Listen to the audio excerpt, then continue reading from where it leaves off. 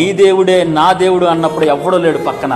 Ruth లో నుంచి గొప్ప రాజులను బయటకు తీసుకొచ్చాడు. మోషే మండుచున్న పొదలో అక్కడ కూర్చున్నప్పుడు ఎవరికి తెలియదు ఇతను రాజు అని. 40 సంవత్సరాలు గొర్రెల్ని కాచుకుని ఒక్కడు కూడా ఆశించలేదని చెప్పి ఎవరికి తెలియదు.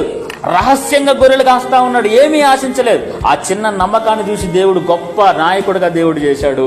సంఘం కూడా ఎక్కడో చీకట్లోకి పోయి రాత్రంతా కూడా ఆసక్తితో ప్రార్థన చేస్తా ఉంది.